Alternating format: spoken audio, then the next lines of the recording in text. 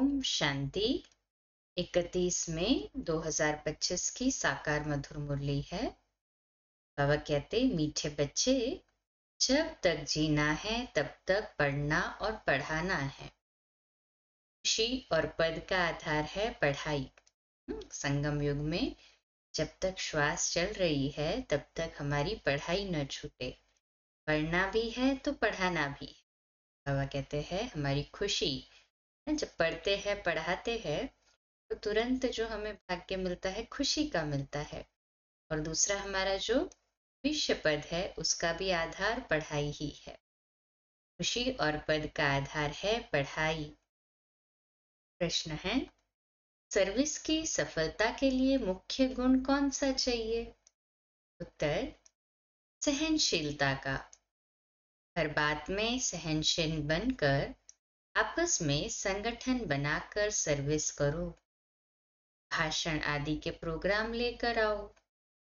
मनुष्यों को नींद से जगाने के लिए अनेक प्रबंध निकलेंगे। जो तकदीरवान बनने वाले हैं वह पढ़ाई भी रुचि से पढ़ेंगे।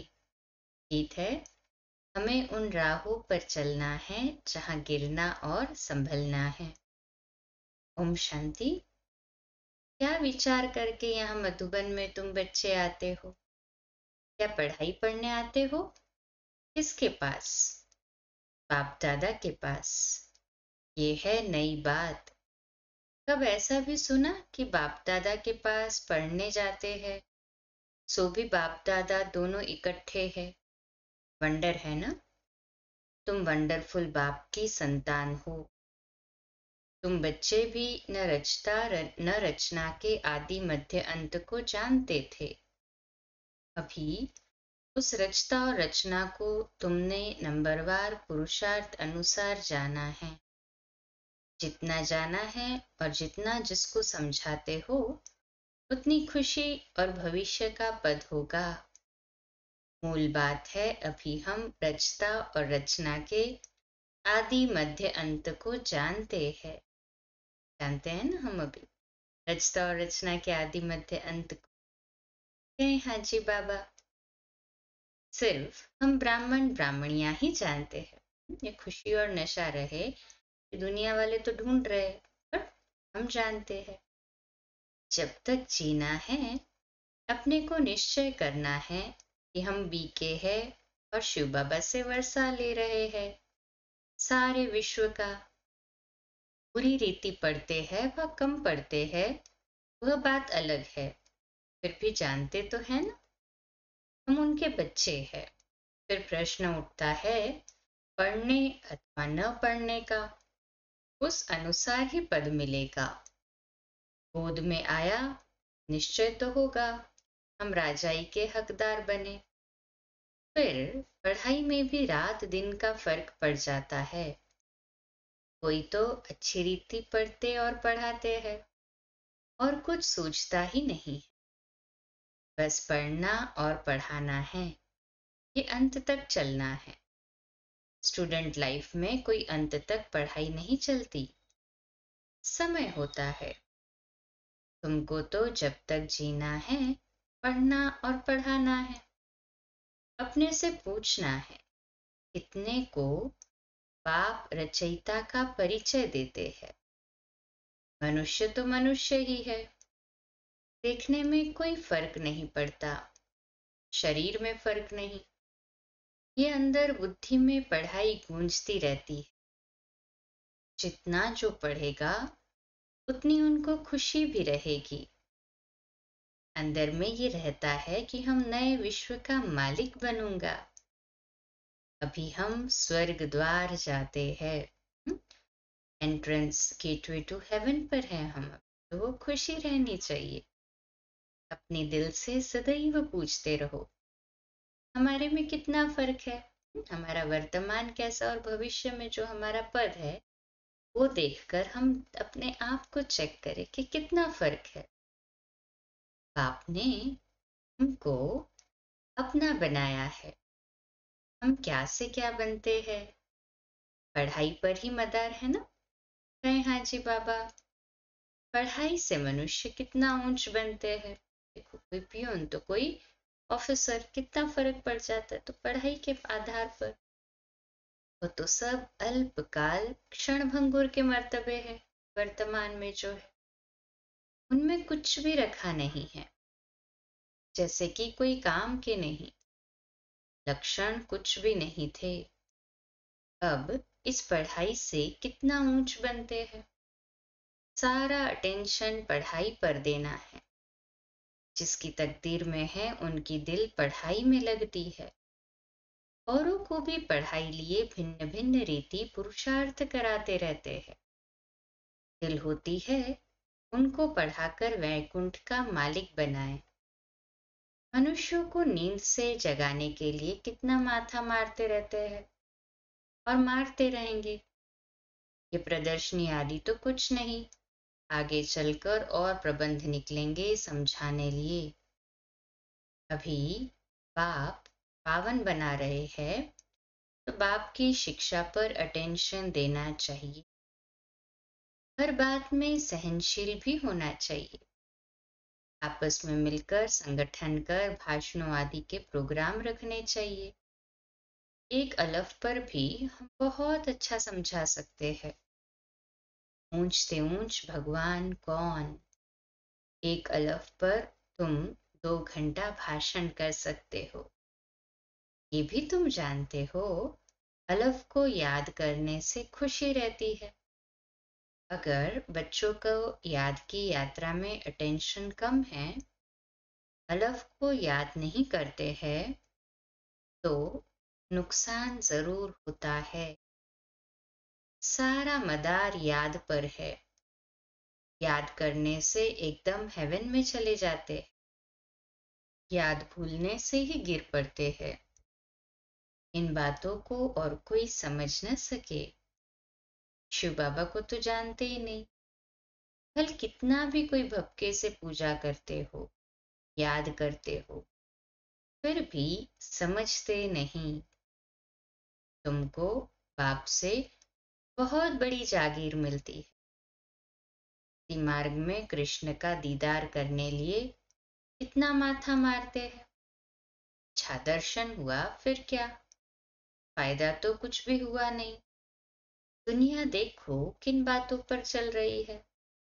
तुम जैसे कि गन्ने का रस शुगर पीते हो, बाकी सब मनुष्य छिलका चूसते हैं।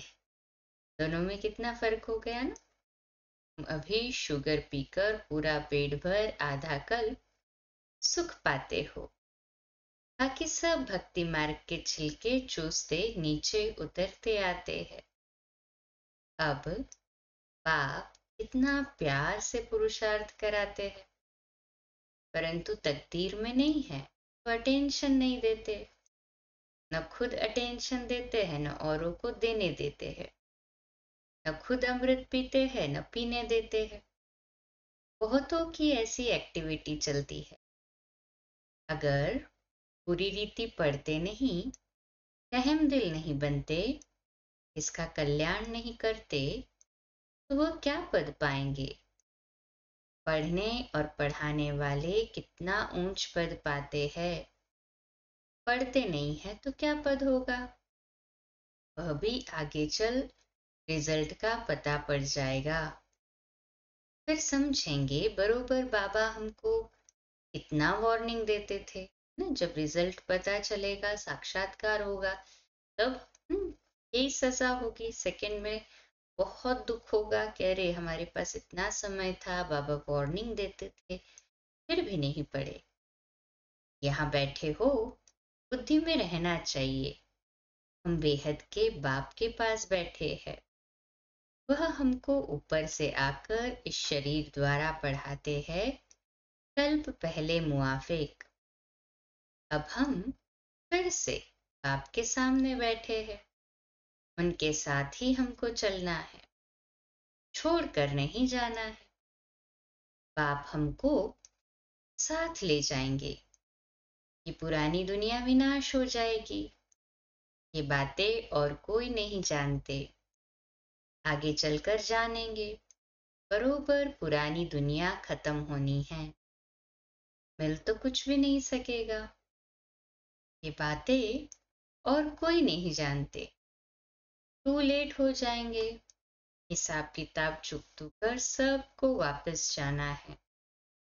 ये भी जो सेंसिबल बच्चे हैं वही जानते हैं।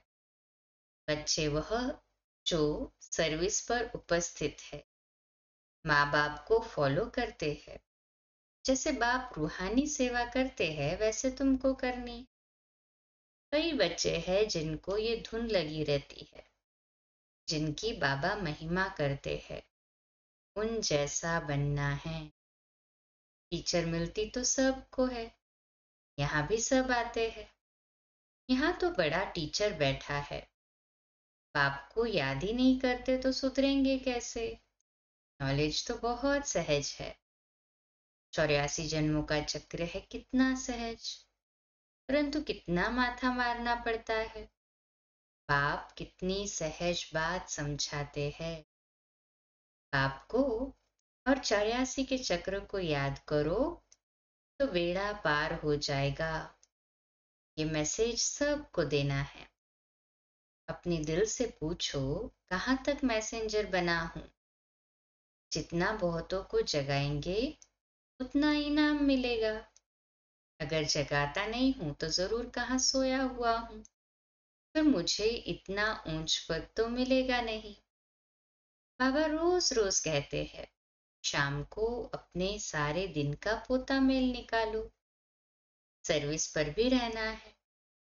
मूल बात है बाप का परिचय देना। बाप ने ही भारत को स्वर्ग बनाया था।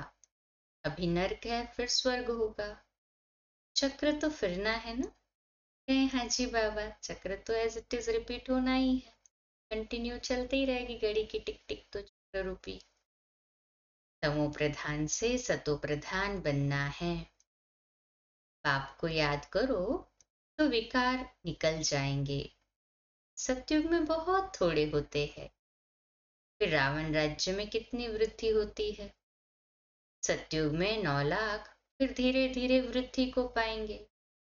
जो पहले पावन थे वही फिर पतित बनते हैं। सतयुग में देवताओं का पवित्र प्रवृत्ति मार्ग था, वही फिर अपवित्र प्रवृत्ति वाले बन पड़े हैं। रामानुसार ये चक्र फिरना ही है। अब फिर तुम पवित्र प्रवृत्ति मार्ग के बन रहे हो। बाप ही आकर पवित्र बनाते हैं।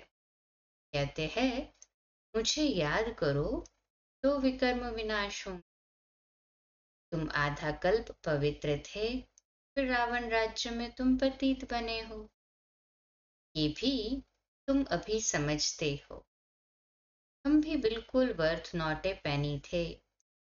अभी कितनी नॉलेज मिली है, जिससे हम क्या से क्या बनते हैं। बाकी जो भी इतने धर्म हैं ये खत्म हो जाने हैं।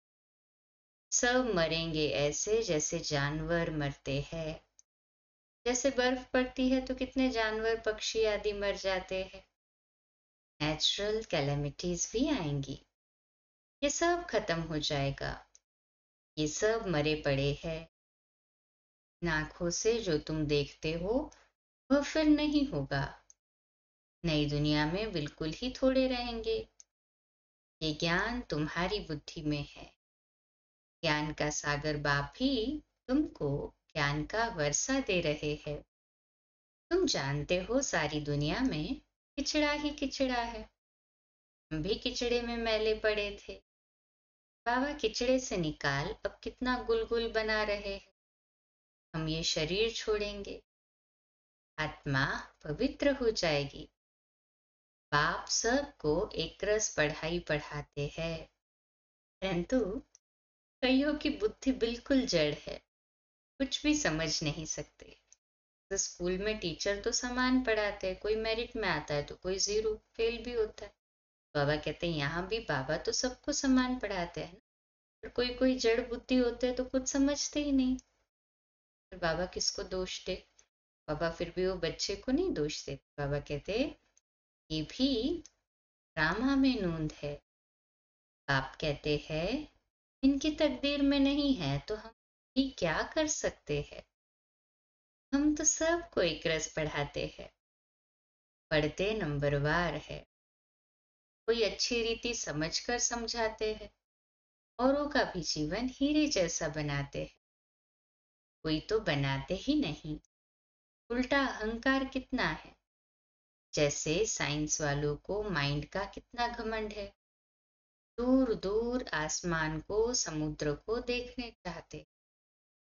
आप कहते हैं इससे कोई फायदा ही नहीं। मुफ्त साइंस घमंडी अपना माथा खराब कर रहे हैं। बड़ी बड़ी पगार उन्हों को मिलती है, सब वेस्ट करते रहते हैं। ऐसे नहीं कि सोनी द्वारिका कोई नीचे से निकल आएगी। ये तो ड्रामा का चक्र है जो फिरता रहता है। फिर हम समय पर अपने महल जाकर बनाएंगे नई दुनिया में। कोई आश्चर्य खाते हैं, क्या ऐसे ही मकान फिर बनेंगे? जरूर। बाप दिखाते हैं, तुम फिर ऐसे सोने के महल बनाएंगे। हाँ, तो सोना बहुत रहता है ना, सतयुग में तो सोना ही सोना, इसलिए गोल्डन एज कहते हैं। अभी तक भी कोई कोई तरफ सोने की पहाड़ियां बहुत है, परंतु सोना निकाल नहीं सकते हैं। नई दुनिया में तो सोने की अथाह खानियां थी, वह खत्म हो गई। अभी हीरे का दाम भी देखो कितना है। आज इतना दाम, कल पत्थरों मिसल हो जाएगा। सत्युग में तो पत्थरों मिसल।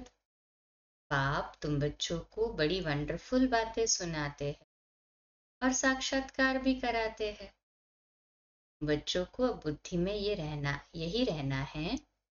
हम आत्माओं को अपना घर छोड़े 5000 वर्ष हुए हैं, जिसको मुक्ति धाम कहते हैं।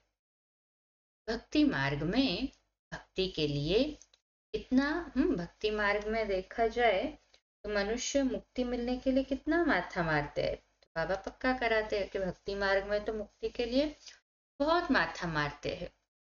परंतु अभी तुम समझते हो, सिवाय बाप के कोई मुक्ति दे नहीं सकते, साथ ले नहीं जा सकते। अभी तुम बच्चों की बुद्धि में नई दुनिया है, जानते हो ये चक्र फिरना है। तुमको और कोई बातों में जाना नहीं है, सिर्फ बाप को याद करना है। सबको यही कहते रहो, बाप को याद करो तो विकर्म विनाश होंगे। बाप ने तुमको स्वर्ग का मालिक बनाया था ना। तुम मेरी शिव जयंती भी मनाते हो। कितना वर्ष हुआ? 5000 वर्ष की बात है। तुम स्वर्गवासी बने थे, फिर 84 का चक्र लगाया है। ये भी ड्रामा बना हुआ है। तुमको ये सृष्टि चक्र आकर समझाता हूं। अभी तुम बच्चों को स्मृति आई है बहुत अच्छी तरह से। हम सब से ऊंच पाठधारी है। हमारा पाठ बाबा के साथ है। हम बाबा की श्रीमत पर बाबा की याद में रहकर औरों को भी आप समान बनाते हैं। जो कल पहले थे वही बनेंगे। साक्षी होकर देखते रहेंगे और पुरुषार्थ भी कराते रहेंगे। सदा उमंग में रहने के लिए रोज एकांत में बैठकर अपने साथ बातें करो। बाकी थोड़ा समय इस अशांत दुनिया में है, फिर तो अशांति का नाम नहीं रहेगा। कोई मुख से कह न सके कि मन की शांति कैसे मिले। शांति के लिए तो जाते हैं, परंतु शांति का सागर तो एक बाप ही है। दूसरे कोई पास ये वस्तु है नहीं। ऐसे तुम बच्चों की बुद्धि में गूंजना चाहिए, रचता और रचना को जानना, ये है ज्ञान। वह शांति के लिए, वह सुख के लिए। धाम में तो शांति के लिए जाते हैं और सुख धाम तो नई दुनिया सत्युग है। सुख होता है धन से, धन नहीं तो मनुष्य काम का नहीं। धन के लिए मनुष्य कितना पाप करते हैं। पाप ने अतः धन दिया है, स्वर्ग सोने का, नरक पत्थरों का। स्वर्ग सोने का गोल्डन वर्ड और नरक पत्थरों का कलयुगी वर्ल्ड। अच्छा, मीठे मीठे सिकिलदे बच्चों प्रति माता पिता बाप दादा का याद प्यार और गुड मॉर्निंग। रूहानी बाप की रूहानी बच्चों को नमस्ते। हम रूहानी बच्चों की रूहानी बाप दादा को याद प्यार, गुड मॉर्निंग और नमस्ते। वाह बाबा वाह, शुक्रिया बाबा, शुक्रिया। धारणा के लिए मुख्य सार है, पहली पॉइंट, समय निकाल एकांत में अपने आप से बातें कर अपने को उमंग में लाना है। आप समान बनाने की सेवा के साथ साथ साक्षी होकर हरेक के पार्ट को देखने का अभ्यास करना है। बाप को याद कर अपने आप को सुधारना है। अपने दिल से पूछना है कि मैं मैसेंजर बना हूं, कितनों को आप समान बनाता हूं। आज का मीठा वरदान है, श्रेष्ठ पुरुषार्थ द्वारा फाइनल रिजल्ट में फर्स्ट नंबर लेने वाले उड़ता पंछी भव। आज का स्वमान है, मैं उड़ता पंछी हूँ। विश्लेषण, फाइनल रिजल्ट में फर्स्ट नंबर लेने के लिए दिल के अविनाशी वैराग्य द्वारा बीती हुई बातों को, संस्कार रूपी बीज को जला दो। दूसरी पॉइंट, अमृत वेले से रात तक ईश्वरीय नियमों और मर्यादाओं का सदा पालन करने का व्रत लो। और तीसरी पॉइंट, मनसा द्वारा, वाणी द्वारा या संबंध संपर्क द्वारा निरंतर महादानी बन, पुण्य आत्मा बन, दान पुण्य करते रहो। जब ऐसा श्रेष्ठ हाई जंप देने वाला पुरुषार्थ हो, तब उड़ता पंछी बन फाइनल रिजल्ट में नंबर 1 बन सकेंगे। स्लोगन है, वृत्ति द्वारा वायुमंडल को पावरफुल बनाना, यही लास्ट का पुरुषार्थ व सर्विस है। अव्यक्त इशारा, रूहानी रॉयल्टी और प्योरिटी की पर्सनालिटी धारण करने का विशेष आत्माओं व महान आत्माओं को देश की व विश्व की पर्सनालिटीज कहते हैं। पवित्रता की पर्सनालिटी अर्थात हर कर्म में महानता और विशेषता। रूहानी पर्सनालिटी वाली आत्माएं अपनी एनर्जी, समय, संकल्प वेस्ट नहीं गवाते, सफल करते हैं। ऐसी पर्सनालिटी वाले कभी भी छोटी छोटी बातों में अपने मन बुद्धि को बिजी नहीं रखते हैं। अच्छा, कम बोलो, धीरे बोलो, मीठा बोलो, सत्य बोलो, सोच समझकर बोलो। निमित्त भाव, निर्माण भाव, निर्मल वाणी। आज का नया दिन आप सभी को मुबारक हो, मुबारक हो, मुबारक हो। शुभ दिवस। ओम शांति।